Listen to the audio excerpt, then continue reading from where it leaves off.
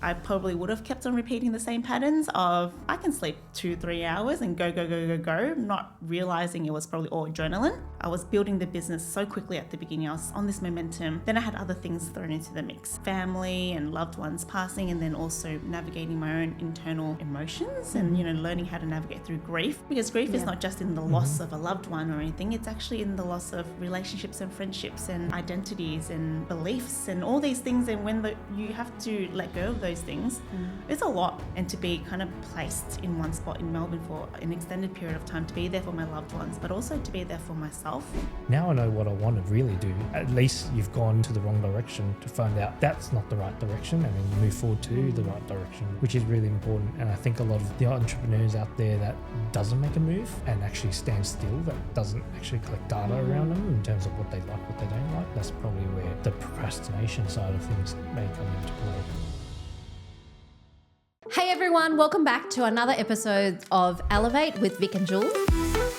So we've created this podcast to showcase our journey through entrepreneurship, as well as having multiple businesses, 2 kids under 3, and all of the raw stories behind it. Now that we've done 1 season of just us on the microphone, we've decided to invite some friends to season 2 who are all incredible entrepreneurs, and they will be joining us on the couch to share their journey and their learnings along the way. And we think you're going to love it. So if you like what you're hearing, make sure that you like us, follow us, as well as share us to your friends and family, so we can continue to grow and do what we do. Thanks, everyone. Hey, everyone. Welcome back to another episode of Elevate with Vic and Jules. And today we have the fabulous Alyna in the studio with us. Yay! We were just sharing before the camera started rolling the fact that we have known each other for close to a year now, right? We caught up at a cute little banh mi place in Footscray. Yes. Around, I think it was March last year, before we all went to travel to share and learn a little bit more about each other. But it's been a whole year and so much has changed. Your business has grown. Life has taken you into many, many different directions, and we're keen to kind of unpack it together. But Alyna, maybe we can start at the very beginning. So in a short nutshell, if people had to ask you, who are you, what would you say?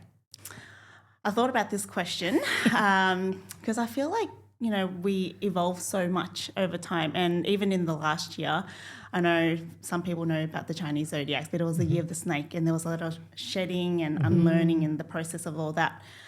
So is life. But my journey from the beginning, I won't start from the beginning, but in my last couple of years, I went from corporate finance to then education, and now running my own businesses, AusViet Bridge. It's been a legacy passion project of mine. So for me, I feel like it's been a seed that I've planted since I was 8 years old, which is another story to be unpacked. But since then, the last couple of years has been me finding the courage and meeting the right people to really unearth that again and give me the confidence to really launch AusViet Bridge into the market as something that I hope will be the bridge to continue tying back Australia back to Vietnam. So maybe you can give everyone a little bit of a teaser on what is AusViet Bridge. Last year, to be honest, I went very wide in how I could really help businesses and individuals to be able to understand more around how to do better business in Vietnam and Vietnam in Australia. So for me, I started to really understand that most people think that common sense is, we can do business in one marketplace in Australia, and if you succeed there, you can do the same in another marketplace like Vietnam or Southeast Asian countries, or if you think of other countries like even in Europe. But in reality, there's a lot of differences. And I think one of the things that I've learnt is being a second generation Australian Vietnamese, I think you guys would know as well, there is a lot of cultural nuances that can make or break your interactions and the connections that you have. And the work that AusViet Bridge does is predominantly through how do you build trust with intelligence and with the right connections and partnerships to facilitate better decision-making processes in business.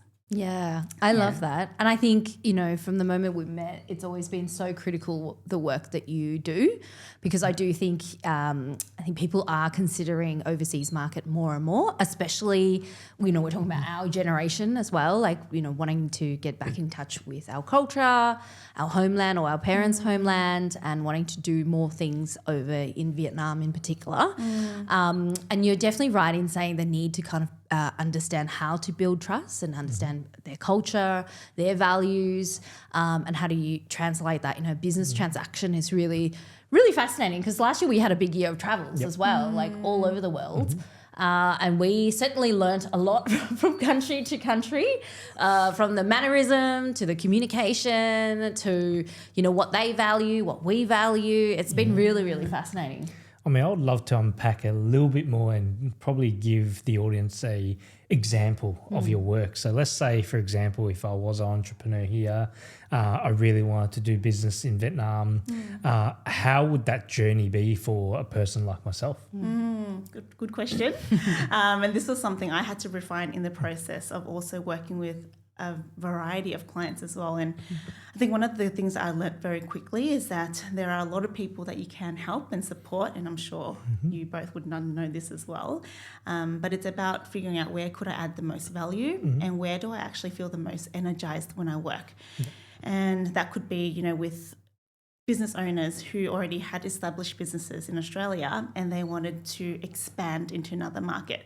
Or was it for someone that literally has no business experience, but they've had an idea and they've been sitting on it for, I don't know, the last 1 or 2 years, or maybe it just came to them yesterday. But now they don't want to know what are the next steps.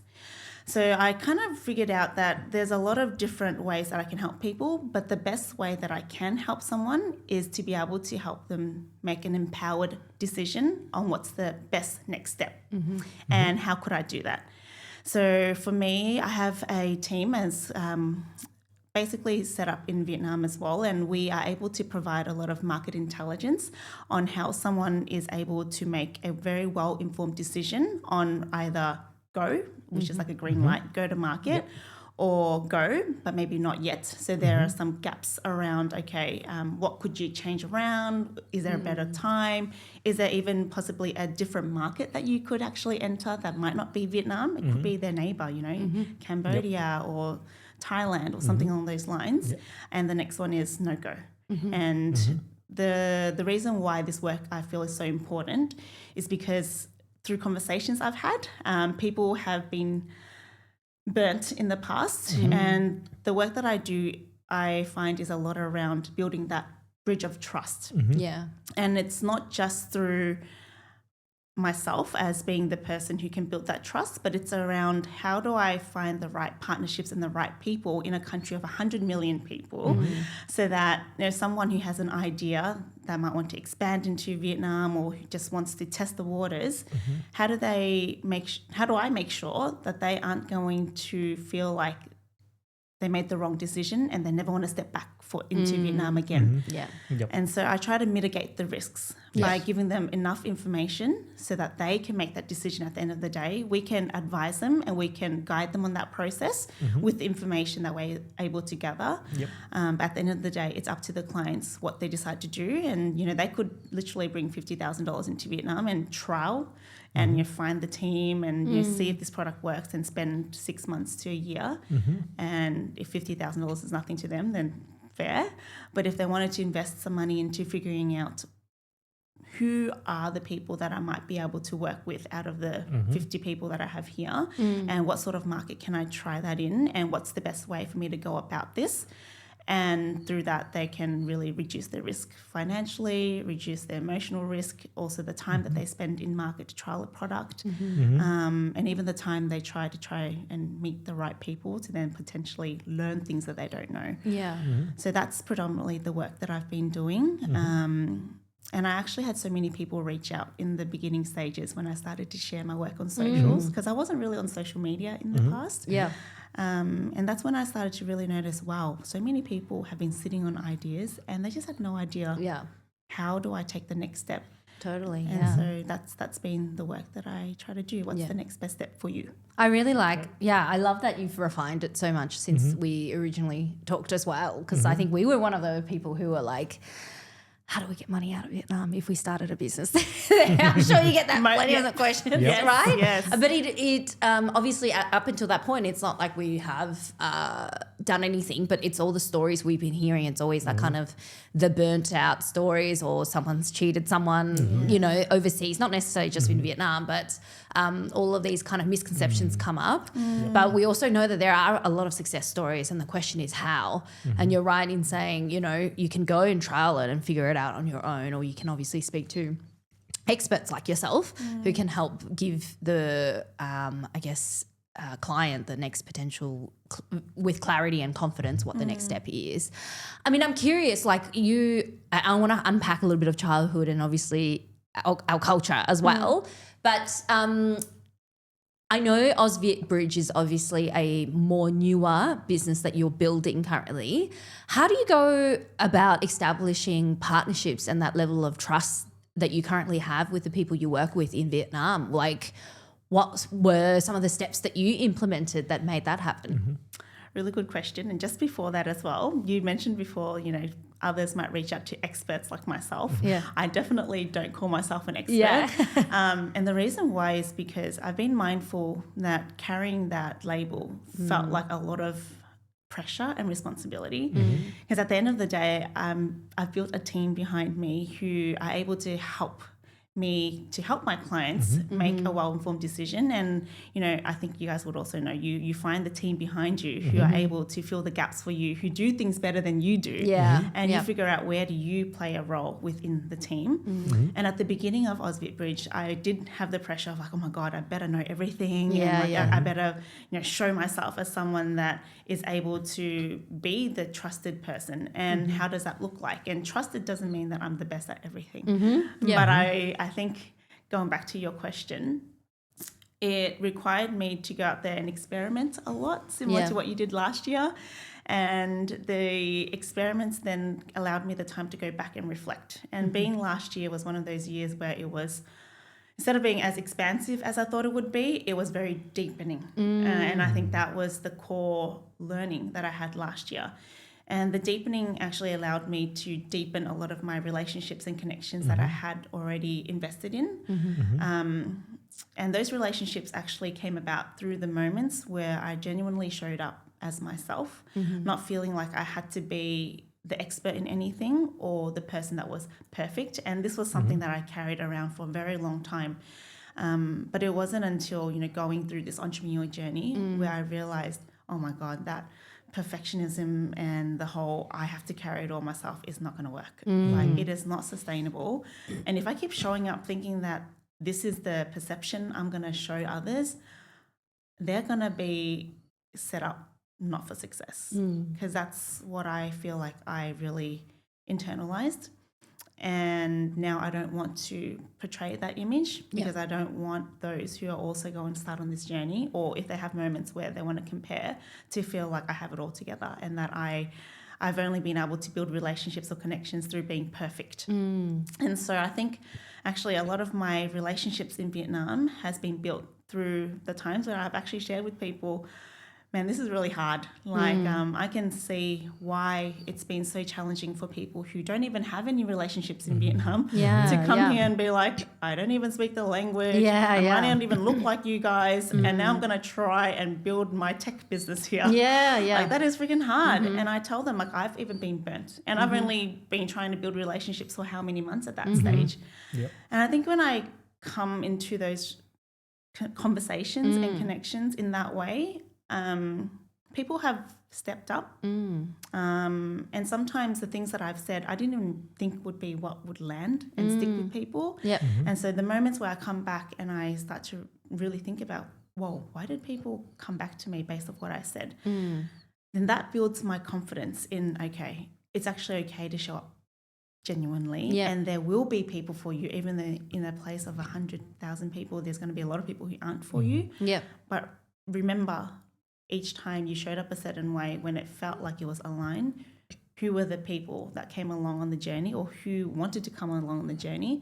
I think those are the types of relationships that I decided I wanted to nurture, and they felt like they were such a ebb and flow type of relationship. And those that felt like it wasn't like that, it might just be me and might not be the right timing, but I knew that that was probably not the right relationship that I also wanted to share with my potential clients. Because if I didn't want to be in partnership with those people, why would I want to, pass that on to someone that trusted me? Yeah, well, I mean, it's in the word, right? Partnership. It has to go both ways, and you have to have that level of trust and comfort as well. And I think in what you were sharing, there's the word that comes to mind for me is being authentic to yourself. It's not trying to come and be someone else. It's just really being truly who you are and being vulnerable at the right times and sharing with people that way clearly resonated with the people that you got to meet as well. That's really cool. And I feel like I know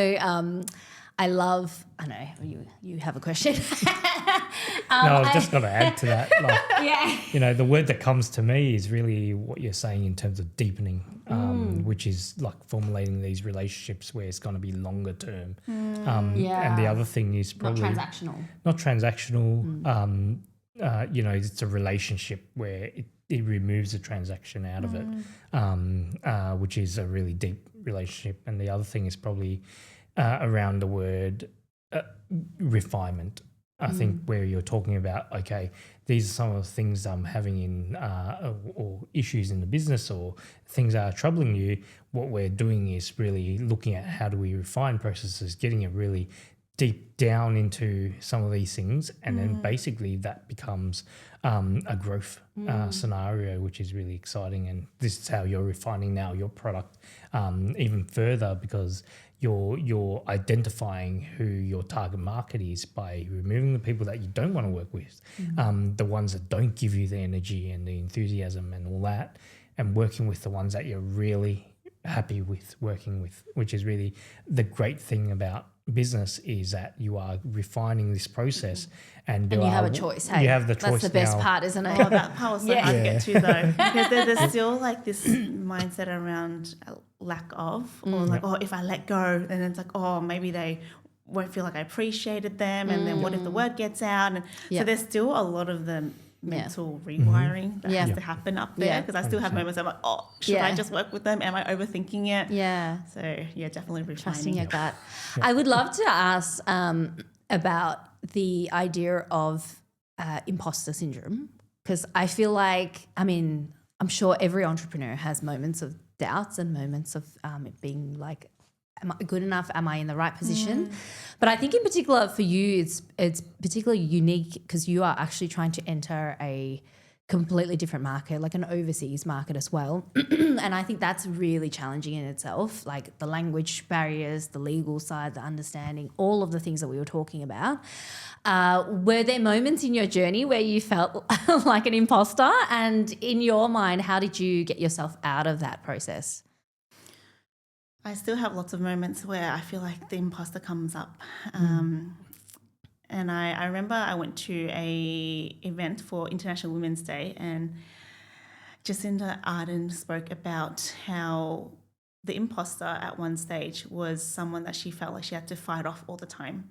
And now she kind of feels like, I think that little gremlin is always going to be in the back, but it's about your relationship with that gremlin. And if you don't become fearful of it, then it's just, it's going to show up and it's going to be almost like a friend to you. And I've noticed that the imposter syndrome for me shows up a lot, in particular in a lot of the rooms that I've been putting myself in the last year. And I think for me, recognizing that each time I choose to put myself into places where I'm uncomfortable, because that's where growth happens, right? Yes. It comes with a lot of moments where you're thinking the old way that you probably were wired to think and how your experience have been, and then you're in the middle of, okay, but now the growth happens where I try to shift how I think about it. And this predominantly showed up for me in a lot of the rooms where there was a lot of people who were a lot more experienced than I am. They look a lot more wiser. They look so much more polished and professional. Government officials, where people are very primed and proper. And then I look at myself like, oh my God, do they think I'm a child? Do they think because I'm a woman who looks so young, then I need to look older, and, you know, I need to maybe listen more and speak less, because then that's where I learn. And so I'm always kind of in and out, especially in the first 6 months or so, where I get given amazing opportunities, and my mindset would always be like, oh, to respect in the Vietnamese culture, you don't want to be, you know, speaking too much and being so loud and overpowering the room, because, you know, in the hierarchy of ages, you need to respect your elders. And so I had this shift around, okay, when I'm in government sort of scenarios where it's in Australia, I do feel more relaxed, but there's still the comparison trap of these white people who have been in these positions and they've been doing this work for so long. I can't help but feel like, am I less than because I don't have as many who look like me?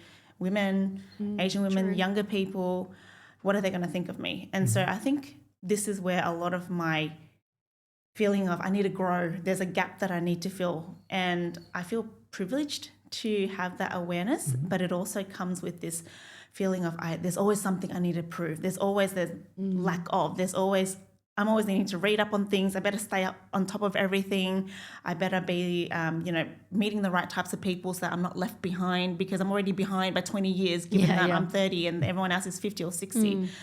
But to actually mitigate that, I had my partner who actually told me, why are you comparing yourself to these people who, they've been working for the last 20, 30 years and maybe in cross-border, and maybe they've been in government businesses, or they've been in their own CEO roles, but you've literally been navigating cross-cultural identity and being that bridge since you were born. So your experience has been since the moment that you were born. And that is not something that money can buy. And I think when I started to realize that differentiator, that really gave me a confidence booster in, okay, when you show up in rooms, you might not know the same thing as other people, but what you know is also very different to other people. So it's understanding what you bring to the table, which is ironically the work that I do with a lot of women, and a lot of the reason why I am doing the work that I'm doing. It's because it is really hard to show up in places where you don't see someone that speaks like you, look like you, or share similar experiences to you. So you think you're the only person. But that's why I think it's so beautiful what you guys are doing here, to allow like people like myself or other entrepreneurs to hear stories that isn't going to be the typical. Sometimes I feel bad, but it's like, you know, I read all these self-help books, and it's a lot of men, and it's a lot of people who are people that haven't had experiences like me. And so I try to be like them, and it's so tiring trying to be like them. And that's what I figured out last year. My God, I need to be like me. And it's really hard to try to be like me when I don't have an ecosystem that might support me. And so it's really important to be around people like yourselves who will be ambassadors and cheerleaders for your journey, because they know a part of what you've gone through, and that's enough. That's so beautifully said. I mean, I love what you're sharing, and one of the things that has always come to our mind as, you know, young entrepreneurs or younger entrepreneurs. I'm getting to a stage where I'm a bit older. But it is, when we started, it was young. But it is a thing where I do truly believe that there is knowledge to be shared at any age of, the perspective, because there are really wise people that are much older, definitely, and there's a understanding of knowledge that can be passed on as well.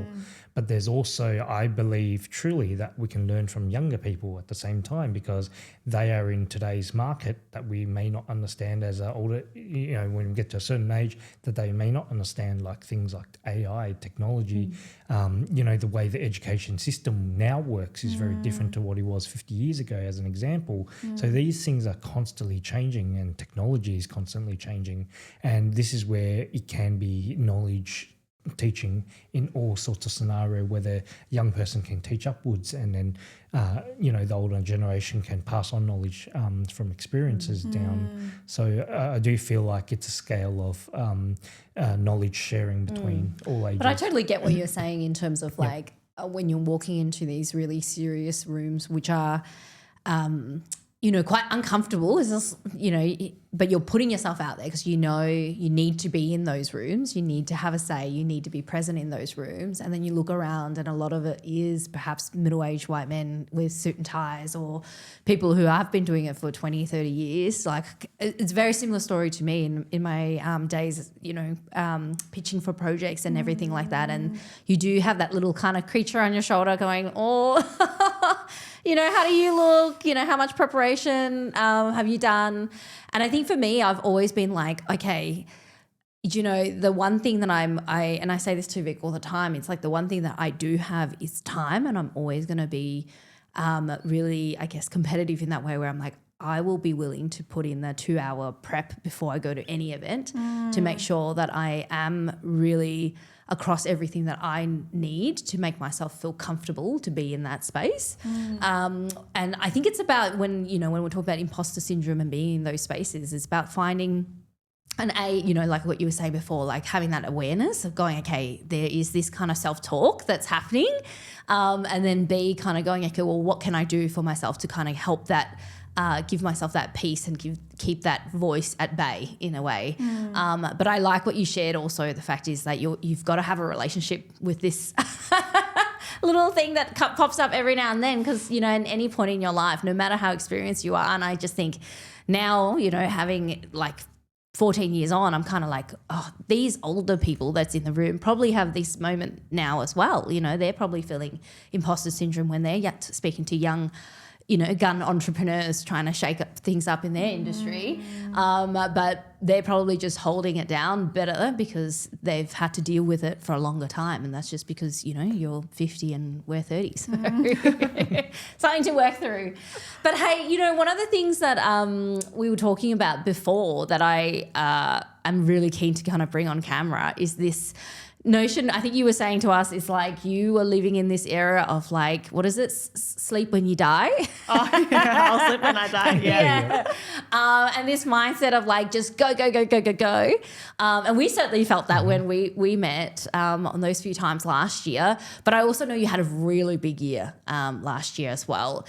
And that mindset, to some degree, would you say, have shifted? So let's unpack that a little bit more because I feel like particularly for entrepreneurs, when you are in this zone of building and creating, you do get in that mindset of like, don't worry about sleep. I can do this and I can just keep pushing no matter what.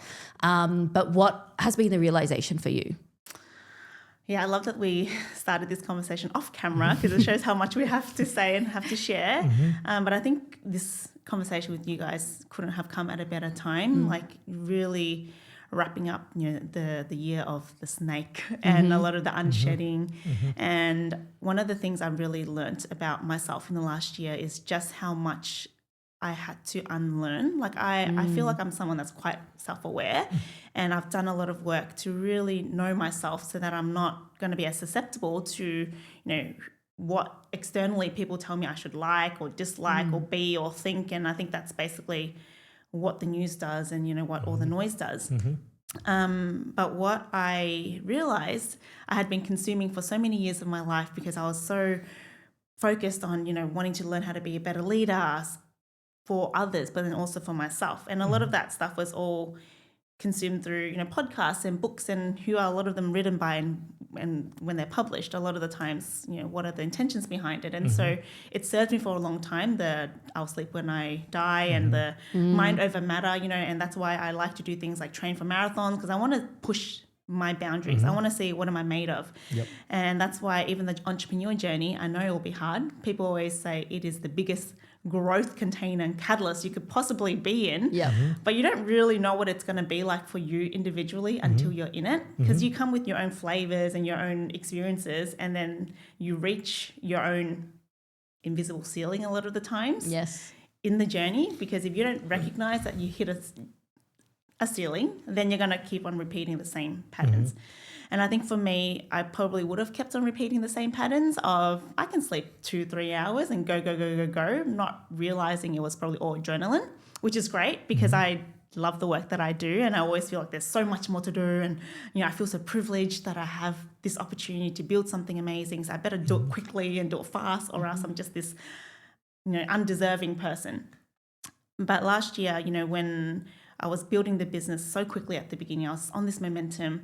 Then I had other things thrown into the mix, and it was, family and loved ones passing, and then also navigating my own internal emotions and, learning how to navigate through grief. And I think this is something that we need to talk about more too, because grief is not just in the loss of a loved one or anything. It's actually in the loss of relationships and friendships and, identities and beliefs and all these things. And when you have to let go of those things, it's a lot. And no one really talks about those things. And I'm sure you guys have gone through so many changes in your own relationships and your own identity. And each time you step into that new identity, there's this discomfort of, I'm not really where I am yet, but I'm also not where I used to be. So it's like that limbo is so uncomfortable. And it's lonely, I would say, because not many people understand, and you're still trying to figure your own stuff out. And so last year I felt like, because I had to sort of slow down for the first time in, I would say, since uni, and to be kind of placed in one spot in Melbourne for an extended period of time, to be there for my loved ones, but also to be there for myself. Because on the journey, there's so much giving. When I'm out at networking events, I try to be as present as possible, and being present and listening. People think talking is tiring, but actually no. Listening properly to someone requires a lot of effort and energy, and that's why most people are distracted. They're probably on their phone and they're only listening to just respond and just say something. But when you truly want to listen to it takes a lot of effort. And so I think last year what I really learnt about myself was that actually I'm building a business for the long term, and if I was to keep going at the pace that I was going, it wasn't sustainable, and I was going to burn out at one stage down the track, either next year, the year after, whatever. And the things I would be sacrificing, would they have been the things that I consciously was sacrificing, or was I just throwing it away because I felt like I couldn't stop to really think about what truly aligns with me because I'm so busy running? And then a quote that comes back to me, because I'm a lover of quotes, is there's no point running very fast in the wrong direction. And I feel like that can very easily be the thing, because I can run fast, I have no doubt about that. But I might have been so consumed by trying to do something so quickly, because my identity had now shifted into, I need to be that successful person because I've already said that I would do this. I better do it, and I better do it quickly. That I was like sacrificing time with my loved ones. I was sacrificing my hobbies. I was sacrificing my sleep and all these things. But it felt like it was okay because I felt like I'm invincible. I will sleep when I die, and mind over matter. The hustle mentality. Yeah. And over time I realized actually it's not mind over matter, because sometimes you can lose your mind in this process. And was this even my mind at this time? Like when I was making all these decisions around, I'll say yes to all these things, and I can say yes to these clients, even though deep down inside I kind of knew maybe it wasn't the right person. But there was something in me that said I need to onboard this client because maybe I had something to prove. And that was a lot of the internal work I had to really unlearn last year, because if I didn't unlearn it, there was a lot of things I was sacrificing that I know wasn't worth it. Time with my family, time with my parents, time with my partner, time enjoying the process. And I'm someone that my branding essentially is I'm a very joyful person. I really love to do a lot of things because I find joy in I find joy in talking to people, playing board games, cooking, going for walks, like really random things. But I lost that for a couple of months, and everyone around me noticed it. But I didn't notice it because I'm like, no, I'm so focused on building my business. So when you're really in that burnout stage or whatever you might call it, you don't see it, but everyone else around you see it. And so I think that's what I learned about myself, is that, your mindset has gotten you so far, and I'm very thankful for it. But I don't want to be the same person that I was last year moving into this year. I'm going to be the better version. I'm going to be the version of Alyna who's going to be making decisions from a place of actually I'm enough. I've got room to grow, but I'm not going to be saying yes for things because I just feel like I'm not good enough yet. I love that. Thank you for sharing. I think that was really deep, where we went and what you have learned in that duration. And I think, honestly, all the things you're sharing with us today are such gold learnings for any entrepreneur or anyone trying to build anything. But the reality is you're learning all of this and making these changes in the time space of less than a year. Like if I knew what you're sharing today 10 years ago, oh my God, you know, it would be incredible. So I think you should be so proud of how far you've come in what might seem like a really long time and definitely a very challenging year. But what you're uncovering and realigning and reassessing in the time space is incredible. Like people take years and sometimes lifetime to uncover and understand the concepts that you're sharing today. So I'm just in awe of what you've picked up and, you know, like putting down and moving forward with. I mean, it's really interesting when you're saying, you know, you can run fast. And I think a lot of entrepreneurs are people who are very fast in making decisions and going somewhere and doing something and really like running at full speed ahead. And it is that thing where you said, okay, well, I'm good at running fast, but what happens if I run the wrong direction?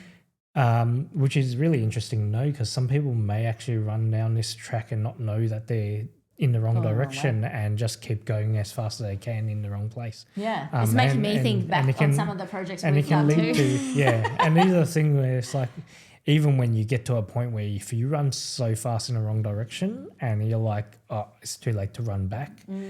Some of these things that we've actually gone through last year where it's like, well, we went down the wrong direction, but then we ran to a point where there's no turning back. And that's probably where we knew that it was in the wrong direction, but we had to continue to go through to see to the end of it and then running back the other way afterwards. And there's a lot more running back as we see that. So, and I don't think, just to say it with a caveat, I don't think it's like be all and all, you know, like I think there's always, like you, kind of like people will always explore different directions and then come to a point of realizing this is not it for me. And I think for us in our experience of, I think I know what you're trying to talk about, Vic.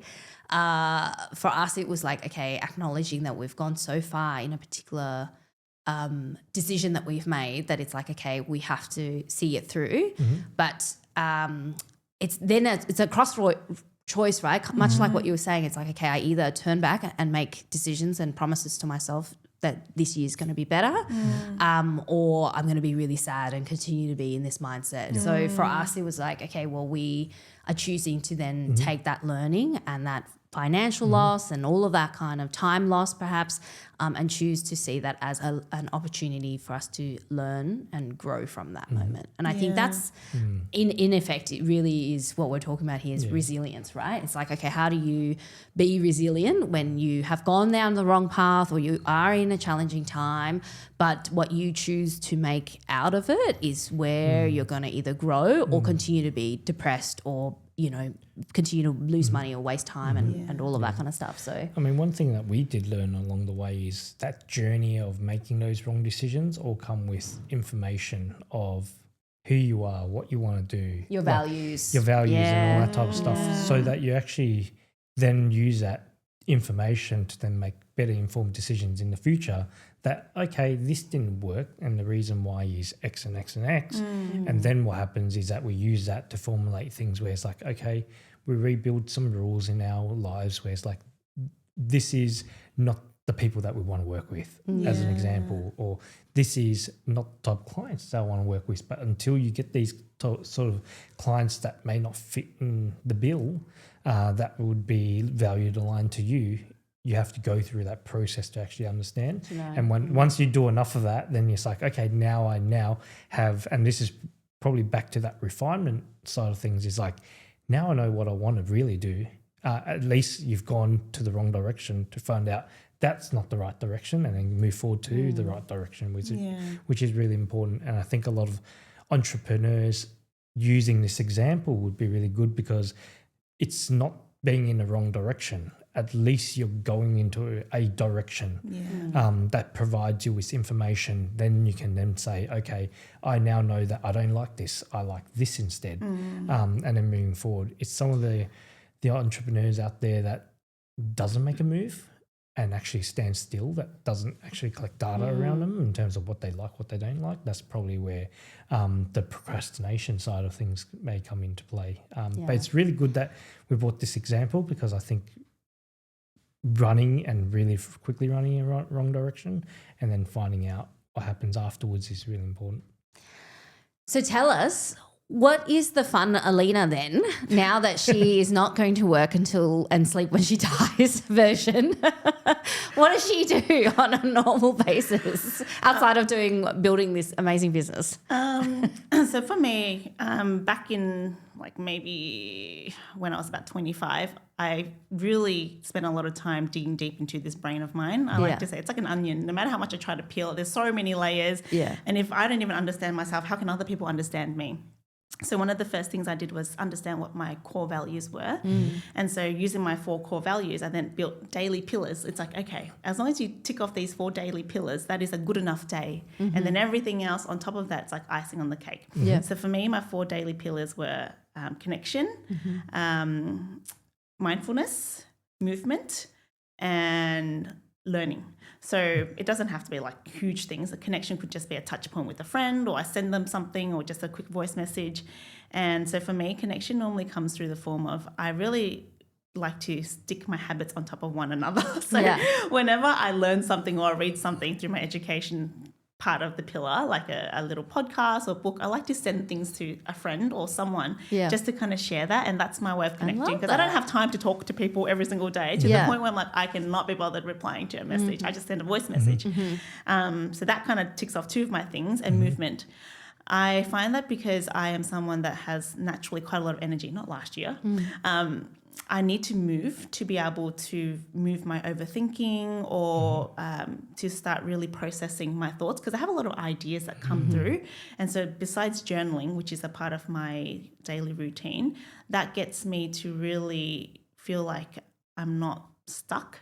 And I find that I used to be stuck in analysis paralysis a lot. I did a pros and cons list, and I'll just sit there thinking about decisions because I was so scared of making the wrong decision. But actually, I really liked what you guys shared around, trying things, because you guys make great mentors for people who are on this journey. And it's really comforting to hear that even at the stages that you're at in your business, you're still trialing new things and you're still learning in that process, because it feels almost like you're on this hierarchy and you're up there on a pedestal, and we're just on this journey. Come on. No, if you didn't share those types of stories, like if you just showed that, we're perfect, we don't make any mistakes and all that sort of stuff. But when you hear stories like what you guys are sharing right now, it actually allows entrepreneurs who are early on in their journey to realize, okay, maybe even if I feel like I need to get my stuff together now, 10 years down the track, there's still going to be moments where I'm like, oh, I better get my stuff together. But it's about the wisdom that you collect. And I think that's why entrepreneurship, you have to think about it as, am I kind of fit for this journey? Because if you don't really value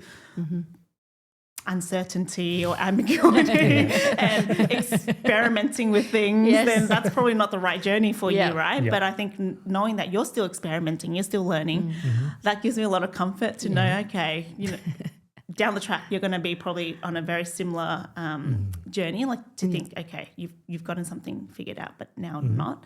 So that's why enjoying the journey is really important. So I need to make sure I do my things. I love to box. I've been boxing for the last 5 to 6 years, and I recently picked up Muay Thai. Oh my gosh, don't get in a fight with her. And it's just for me, I've always thought, I thought I was meant to be born as a male, to be honest. Like I always feel like I love doing the things that boys could do. And I always felt like if they can do it, how come I can't do it? So even when I got my license, I'm like, I'm getting a manual license because they said that girls can't drive manual. No, girls are really good drivers. So I always had like a more masculine way of thinking, and so my learning has been to soften. And so I bake. And I like to cook. So those are some of the things I really like to do when I have a bit of downtime, and play board games, because I like the strategy and the gamification of things, which is why I think entrepreneurship is really fun. For me. Awesome. Thank you for sharing. Just picturing you're like baking a cake and then going out, throwing some punches, knocking some people out, and then coming back, making a beautiful dinner. It's great. That's balance. I love that. It's so cool. I guess to round out the conversation, because I feel like we can talk for hours, and we do this quite often, is, if you had the opportunity to speak to younger entrepreneurs, particularly those with, dual identity like us, different culture, born in Australia, who's curious about wanting to build something different, but is a little bit scared, what would be some of the practical advice that you can give them? There are so many advice that I can give here. And were you saying that it's more to do with women in particular, or? I think so, because I think, sorry, Victor. Fine. Because we do sit in that kind of bucket, and there's certainly a different layer of challenges that we have to face. Yeah. I always go back to the people around you. So one of the key concepts that I learned from one of my mentors in my last corporate job was to have a board of advisors. And for me, this has been even more important in the year that I had last year. And so I have two different types of board of advisors. One is for my personal life and one is for my professional or business life. And I think as a woman in particular, we have different multi-layers of us. I think they like to say men have compartmentalized minds and women, everything is interconnected. And so I find that in my professional board of advisors life, I have those who would really guide me on this journey of leadership, my own breaking past my own ceilings, like connecting me to the right people, opening doors for me, helping to shine a light, almost like coach figures and mentors. And they've been so important for my external world, and how does my internal world match up with that. And then my personal board of advisors, they are the people who I've built long-term relationships with and have really built trust over time, and they know the true me, the me that has gone through the evolutions of primary school, high school, and then university, and then gone through the different career paths that I've taken. And having someone that's known you for a really long period of time, I think there's so much value in that. And for them to truly accept you for who you are, without all the titles, without all the goals that you've achieved and the accomplishments that you've had, when you strip that all down, are there people who will still love and accept you for who you are? And I think the moments where you feel like you're not performing at the best level, your mind can really play a lot of games and create a lot of narratives around who you are. But if you have those people in your corner who, could be your partner, your mum and dad, your best friend, your childhood friend, or just a peer even, they really remind you of the path that you're on, and they rebuild your sense of who you are through just sometimes creating a safe space for you in a different way. And I think for women, sometimes being someone that has been very masculine, I would say, my partner would say I'm not, but I would say that I'm always very much, I don't like to ask for help. I want to be independent. I use my own two hands to make my own money. And unless I'm really, really dead, I don't really want to rely on people and be a burden. But I learnt actually last year, when I was going through some of my toughest times, when I really showed them that I wasn't Superwoman and that I was someone that actually needed help as well, my relationships really deepened, and I got reminded of what's really important in my life. Like my mum, who was able to show up for me, because I never really allowed her to show up for me. I always showed up for my family, but I didn't want to be a burden. But I actually think my loved ones felt so valued, knowing that they were able to make a positive impact on me. And that just them loving me was enough. I think that reminded me of what's really important, and it's actually given me more fuel to go on this journey. Wow. I love that. Thank you for sharing. And I love that you have that two separate categories as well, but both play such an important role. Having that board of advisors, as you call it, is so critical. And I guess our version of it, we call it the circle of influence, right? The people who make direct or indirect influence to us. I know you mentioned Anthony a few times throughout this, and I think he'll be listening to this podcast and expecting a mention. So here I go. He's my biggest cheerleader, so he will. I know, and this is why I want to bring him into the conversation, because I think although technically like AusViet Bridge is you are the brand and you're building it, we know that he obviously plays a big role in your life and being the cheerleader, as you say. He's also an entrepreneur. He's done plenty of amazing things as well. Tell us a little bit more about the dynamic of your obviously life partner, but also that supporter in a professional sense as well. How has that been as we better bring him into the conversation. So this is something that I feel like I look up to you guys a lot when it comes to relationships and how to balance both.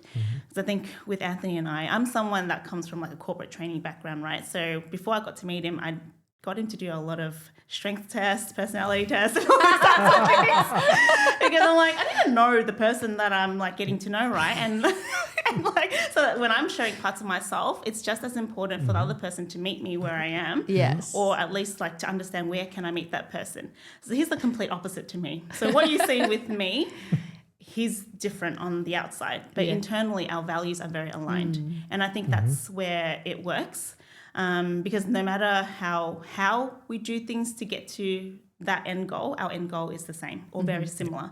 And so, you know, I am the face and the branding of AusViet Bridge, but he is the back end. So I would like to call him, you know, in a house, right? You've got the structures, you've got the walls, you've got the pillars, and then you've got like the foundations. That's him. And I make it like a home. I put in the lighting so that in the right spot to make the house warm, and then I choose the colors, and then I choose how do we, you know, section off the home so that we have spaces where we come together. And I'm that sort of creative big thinker. I connect the dots. I bring in lots of things, and then he refines and he helps to ask me the questions and really challenges me, because the way that he processes the world is so different to me that my way of being able to communicate with a wide range of people has really expanded, because now I realize, oh wow, to have someone that you can trust really tell you stuff honestly, it gets you to think about how else are people thinking? Like aside from, you know, the people that are in my circle of influence or on my board of advisors,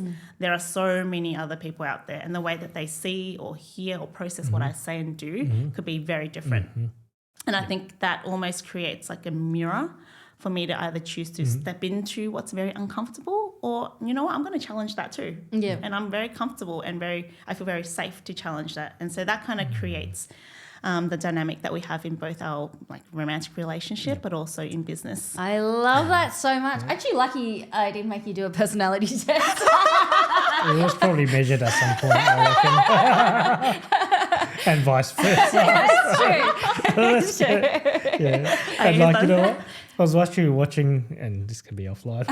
I was watching, like, you know, the Korean Singles Inferno. Oh, they do the Myers-Briggs. They've already done it. So there's like, what personality are you? And so that's I got Anthony to do that. I'm all over that. Yeah, they're very into that sort of stuff. Yeah, or the disc profile. You know, like but it is important where it's interesting, because I feel like it's very similar to us. Like, you know, the opposite of attracts in terms of personality and everything. Yeah. But I do believe that at the end of the day, the end goal is very clear. The aligned values. But how we get there is like, that's where because we're opposites of each other, the information and the thought process that we go through is very different, where we're making decisions like, hey, is there any, like, for example, is there any risk involved in what we're trying to build here? And it's like, yes, these are the risks that I can see. And well, she's like, I'm creatively saying, we need to go this, we need to do this. Just it's like, had I want this business. And it's like, okay, let's conversation about a decision. I'll be like, this is great, you know, let's go. Kind of like how fast you run. I'm like, let's do it. And then we just like, hold on.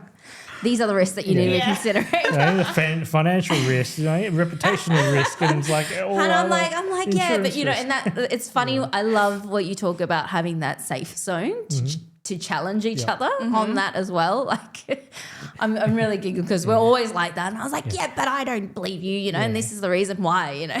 Yes. But and you obviously push each other's like sense of what's possible, right? Definitely, And it gets to a point where it's like, when we do challenge each other, it doesn't go into arguments. It's just like, oh yeah, these are things that we need to think about, right? And it's like, yep, okay, then we'll process it down. It doesn't go into necessarily what is, you know, your view is different to mine. It's more like, hey, what are we trying to get to, and does it actually make sense? Yeah, it's never an attack. That's our big thing in communication. Yep. It's not about attacking each other and going low or being personal or anything. It's always about like, you know, like, I think it is important to challenge each other on it, because you definitely don't want a partner that just says yes to everything.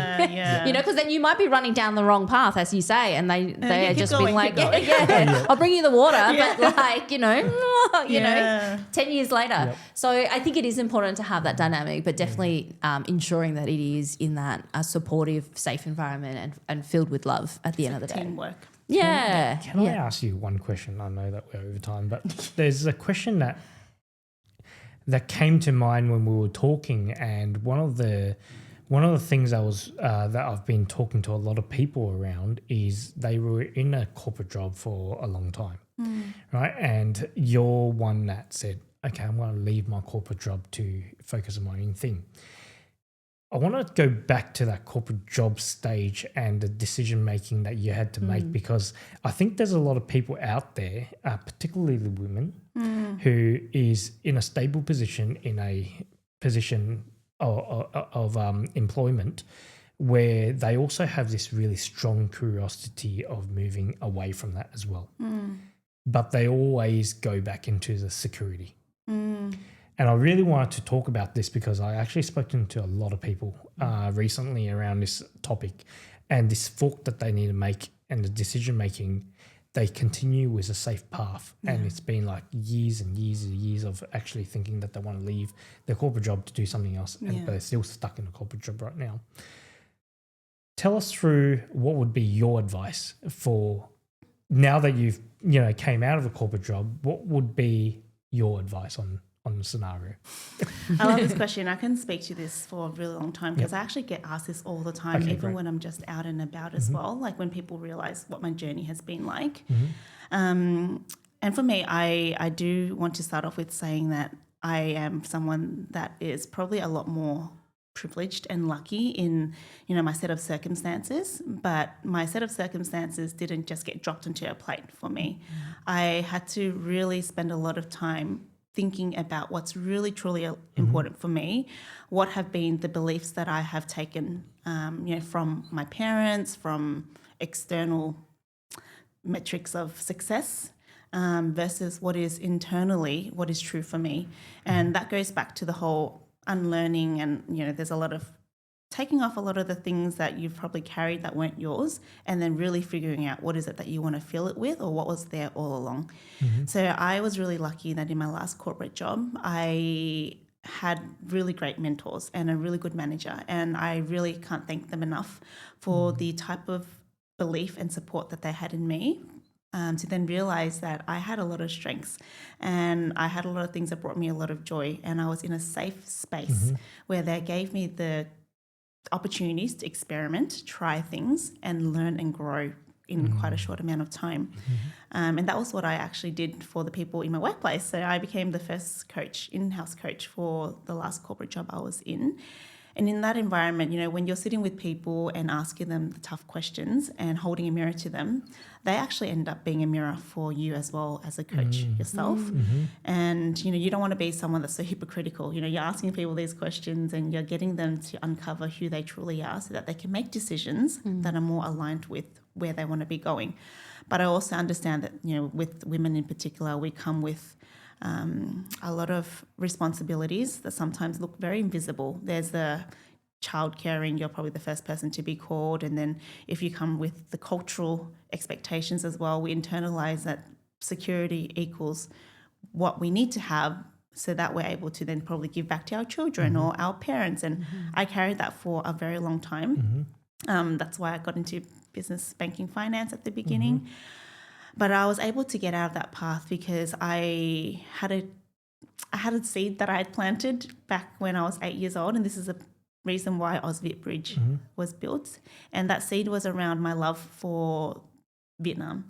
And I didn't really realize that my love for Vietnam was so strong at such a young age that I wanted to build schools. So there was something that was just in my mind. I wanted to build schools, and in the journey I started to realize I love to meet people and I love to grow because that actually fuels me, and that actually allows me to keep filling my cup to then give to others, and that gives me a sense of joy. And then towards the last 2 years of the job, I started to feel like that sense of fire wasn't there anymore, and things started to happen where my manager left. We had some restructuring in the company, and so I gave myself a timeline of 1 year, and I said, if I have all the conversations I need to have and I've done everything that I need to do, which is aligned with my value of growth, and I'm no longer seeing the growth that I can have, knowing that I have a lot of potential and that I have this lofty-ish goal, but if it's going to stay lofty if I stay in this job. It's going to become clearer and it's going to become more tangible if I'm moving towards that direction. And in 6 months' time, if I check back on where I currently am and I'm not moving any closer towards that direction, then it's the time for me to start making the steps to leave and go closer towards whatever it was that I want to be doing. And so the conversations that I had were around, I guess, aligning it with this is clearly my goal and I'm going to be transparent, and if I've done everything that I've done, I'll have no regrets. So I set myself up financially and I told myself, okay, if I was to step away from this and build a business, then how do I know that I have a runway, and how do I know that I'm not going to be making decisions from a place of I need to pay the bills? Because if I was to do that, I'd rather stay in this job where I'm actually feeling quite comfortable, making good money and all that sort of stuff. And so knowing what were the things that were stopping me and challenging them and putting things into place to make sure that when the moment comes, I won't have that excuse anymore, gave me the confidence to step away from the job. And so I think it was around going back to my pros and cons list again, but not staying stuck in just making pros and cons, seeing, okay, what were the cons, and are they true cons or are they just perceived cons that I can actually do something about? That's what got me out of it. I really love your answer, because I love quite often when people ask that question and the response is kind of like, when you know the time, you know, you just do it kind of thing, and like don't wait and all this stuff. Like I love how in a way analytical you took that approach and actually was like, okay, I've got a plan. You've given yourself some clear milestones, you know, your 6 months check in and then your 12 months plan. And the reality of that decision-making process is that it's okay to actually step it out and give yourself that time to sit with that decision, to be sure that that's the outcome, you know, that you want to leave your job and make that switch. You don't have to feel like today is the day, you know, and suddenly they're like, I'm going to resign tomorrow with no thought through process, no plans, no money in the bank. Like you clearly, you know, really thought that process out well. And I love that as a piece of advice for other people who are considering this as well. It's like, hey, give yourself that time and that timeline, the metrics, to make sure that that is the right decision for you. And obviously no regrets. No. And you know what? I have a regret-less framework in making decisions. Yeah. And so I feel like that was so important to me, that if once I make a decision, no one can stop me. But I need to make sure that that was a decision I made and no one else made it for me. Because if someone else made it for me and I realised that, I would really regret it and I wouldn't feel proud of myself. Yeah. Well done. You should absolutely feel proud of yourself, because AusViet Bridge, would you say, has been 1 year, year and a half, 1 year officially? 1 year to market, Yeah, and it's been smashing goals, and I just love what you do. You know, you're showing up on LinkedIn on all the incredible things that you, you know, do and are wanting to build, and we're so honoured to be in that friendship group of yours and being able to see and, you know, cheer you on the sideline as well, and hopefully be able to work together in some capacity too. And more importantly, thank you for saying yes to be on our podcast today. It's been such a fun conversation. You were definitely on our list. We were like, we have to get Alyna on here because you've got such an interesting story and so much knowledge to share as well. So thank you for spending the time with us this morning. Can't wait to get the podcast out there for everyone to enjoy. But is there any final parting wisdom that you wanted to share to our audience before we wrap up? Yes. The last final wisdom I wanted to share was something I really quickly learnt last year, and it was around ensuring that your definition of success aligns with your internal definition of success, not from the outside, but from the inside. Because when there is a gap between what is success on the outside and what is success on the inside, and where you feel like you need to fill it in constantly, it becomes a never-ending cycle of, it's like being on a little hamster wheel. There's never enough. So you need to figure out what is enough for you and then work from that place rather than a place of lack of. I love that. Beautifully said. Get off the hamster wheel. Yeah. Yes. Thank you so much once again for being on our podcast. Thank you, we guys. can't wait to see where you take the business next and continue to see you grow to the amazing person you are. Likewise. Thank you. Thank you for having me. Yay.